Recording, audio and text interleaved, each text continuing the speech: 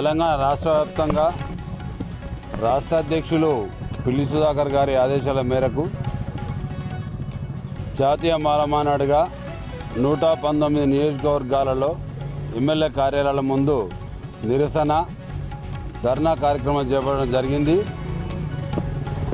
ఈరోజు మహబూబాద్ జిల్లాలో నియోజకవర్గానికి వచ్చినప్పుడు అయ్యా మా ఎమ్మెల్యే గారు కనబడలేదు,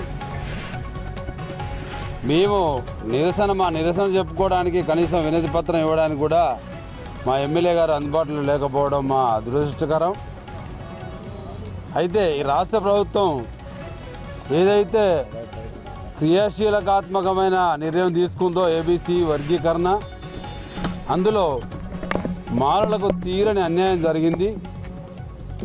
మా బిడ్డలు ఎంతోమంది బిడ్డలు వాళ్ళ భవిష్యత్తును కోల్పోవడం జరుగుతుంది.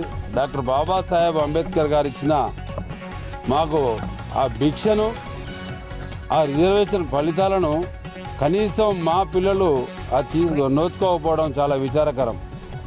అయ్యా రేవంత్ రెడ్డి గారు, మీ రాష్ట్ర ప్రభుత్వం వచ్చిన తర్వాత మీ ప్రభుత్వం రాకముందుకు మాలల్ని భుజం మీద ఎత్తుకొని కాంగ్రెస్ పార్టీ అంటేనే మాలలు, మాలలు అంటేనే కాంగ్రెస్ పార్టీ అని ఆ రోజు మీ అవకాశం కోసం వాడుకున్నారు.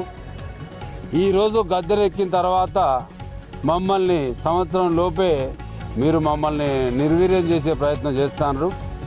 కాబట్టి ఖబర్దార్, మేము ఖచ్చితంగా ఈరోజు రాష్ట్ర వ్యాప్తంగా మా ఎమ్మెల్యేలను కనీసం నిరసన మాత్రమే చేసినాం. రాబోయే రోజులలో మా సత్తా ఏందో మీకు చూపిస్తాం.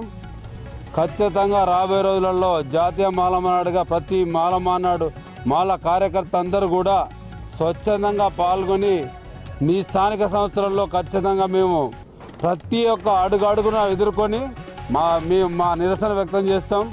లేదు మా కోసం కనుక మీరు 99 జీవోను అదే రోస్టర్ విధానాన్ని కనుక సవరించి 99 మీదైతే ఏ జీవోని అయితే ఇచ్చిండ్రో ఆ జీవోను కనుక రద్దుపరచకపోతే స్థానిక సంస్థలలో ఖచ్చితంగా మా మాల సత్తా